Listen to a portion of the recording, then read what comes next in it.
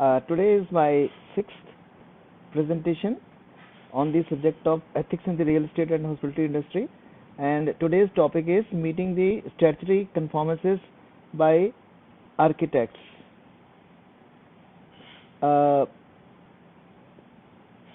This will include the total number of key statutory acts which are applicable to the real estate industry in India. Then there are different types of statutory processes which are applicable vis-a-vis these statutory acts, 5 numbers, and the 18 design activities which are relevant to these 5 key statutory processes, which will be covered in this presentation. The total number of key functions in any real estate project or hospitality industry are 13. For example, design of architects, MEP functions, architect, construction functions, QSA, quality control, procurement, contract, etc. etc. These add up to principally 13, and of course legal function is also there. Now finance function I am keeping outside this count because that is common to all the industries. Now for this 13 function in India, there are 82 statutory acts which have been identified by me, and these are primarily 48 statutory acts are directly applicable to the real estate industry, whereas 34 acts are common to other functions like to other industries also, and within this context of real estate, these are applicable to corporate finance, corporate services, HR, etc. So I will be covering primarily the aspects which are related to the direct statutory acts out of 48. Besides these 82 statutory acts, there are other local regulations which are also applicable. These could be vis-a-vis the urban planning and development offices or town and country planning offices. For the simplicity of understanding, the applicable statutory acts have been broadly categorized under 8 types of statutory processes. Out of for all these 13 functions covering 113 statutory activities. Now these are detailed in my book in the Annexure 21B, 113 activities. In this presentation, only relevant statutory process activities out of these 8 types and 113 are being covered. Now directly those statutory acts which are directly relevant to the particularly to the design of architect functions are Real Estate Regulation and Development Act 2016, the Income Tax Act, and the Goods and Services Tax Act. Now out of these 8 types, I said that 5 types of statutory processes I am going to just narrate these below, which have about 37 key activities which are required to be performed by the architects. These are meeting the RERA compliances. There are 4 activities: meeting the statutory regulation and taxation obligations, 2 activities: obtaining licenses, approvals, and maintaining statutory records. There are 24 activities. Then complying with the IGST matters, 4, and deducting income tax at source, TDS, services-TDS 3. Usually people think that IGST is primarily applicable to the supplies, but in this case, in case we procure the services like architect or MEP or interior designing, this GST, IGST specifications requirements are also equally applicable here. Now these are covered in detail in chapter 1 of my book, and of course these statutory acts and their clauses can be amended at the discretion of the statutory authorities. Now what are those? Out of these 37, there are 18 statutory activities which have been identified which can adversely impact the business. Now the one which are relevant to the RERA compliances, these are commencing the construction without obtaining the sanction plan approval from the competent authorities. Of course, the architects play the key role in obtaining these approvals, but in case they allow the construction team to start constructing without the obtaining approval, it is not legal. Similarly, they can also, what is required is that obtaining the certificate of adherence to the statutory and approved sanction plans. Merely obtaining the plan is not good enough.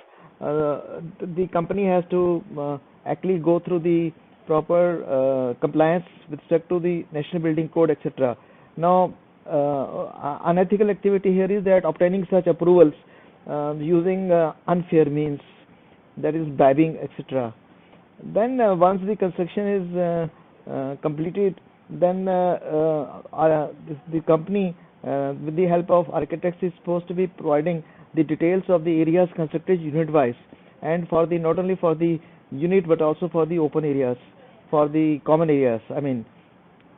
Now submitting these and obtaining this approval, which is called deed of declaration approval through unfair means. Then once the construction is completed and deed of declaration is obtained, one has to obtain the what is called completion certificate. Obtaining these completion certificates also through unfair means and duping the customers and allowing them to take possession. This is direct violence of the non-conformance of the violation of the RERA compliances. Meeting the statutory regulations with service tax obligations. Now, there are aspects related to the construction project details and progress, etc. These are required to be published on the RERA website. Now, audit the architects with inputs from interior, primarily the MVP people, are required to be projecting the exact details of the status on periodic basis as per the frequency advised by the RERA. Now, capturing these inaccurately is not appropriate. Second thing is that inaccurate capturing of the details with the return of the outward and inward supplies. Now, here I mean supplies mean the supplies of any consulting services which are obtained either to India or overseas, and similarly in case company is also engaged in rendering some consulting services through vis-a-vis the architect, or they are also to be required to be included in this. Not filing of the returns accurately and not filing of this returns timely. Then there are a couple of third type of processes obtaining licenses, approvals, and maintaining statutory records. Now, I have put them under one head because they are similar in nature. Now, there are a large number of licenses which are required to be obtained prior to commencing construction. There are 15 such sub-activities which have been identified in the book. For example, these include obtaining the licenses, obtaining the fire approvals, pollution clearance, water approval, etc., etc. These details are covered in my book. Then there are a couple of procedures which are required to be complied with for obtaining such licenses. Not following these procedures and bribing the officers in the statutory bodies to take these approvals. Then during the construction progress, based on the approval granted in the sanction plans, sometimes inspectors they come and visit the construction site. Now, bribing these inspectors during this construction process so that they just certify that everything is going as per the fine, and not maintaining or not submitting the accurate statutory records by using the hands of the statutory bodies. Next is the complying with the IGST matters. There are 5 activities broadly which are applicable to supplies as also the services. In the case of this architects, architects they have to obtain supply of the BOQ samples, and based on that they take call on the final approval for the bulk supplies.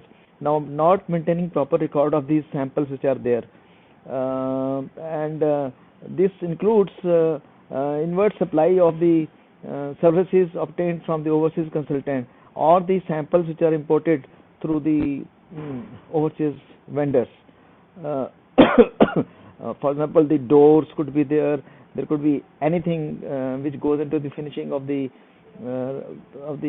building.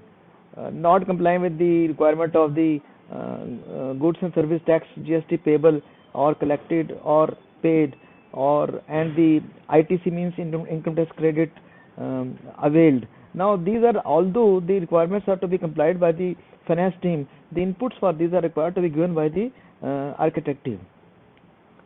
Similarly, in the case of in overseas consultative services, the methodology of computation of the taxable amount on which the TDS is to be computed, it requires definitely certain kind of computation. Now, not following this appropriately and computing this tax GST inaccurately. Similarly, the maintenance, not maintaining the IGST Acts also requires that the details of the GST number, goods and service tax number of the vendors and the consultants, etc., is required to be compiled and kept ready. Not maintaining this for all these business associates, and not filing the returns on timely basis. Last but not the least is the deducting of the TDS. As I was mentioning that as per the income tax regulation, the tax is required to be deducted. There are different rates prescribed for the consultant which are local and which are overseas. Now, not complying with these requirements of the Act for computation is another area of great concern, which can lead the company to problems. So, these details are available, as I was mentioning, 113 activities in my book titled Ethics in the Real Estate and Hospitality Industry Volume 1. There is also a blog on my website, blog details and number 42, which you can look at that. The reference of my Facebook and LinkedIn are also given in this slide. So, in case you wish to buy this book and study these details, these are available in Amazon.in India and Amazon.com overseas. Thank you.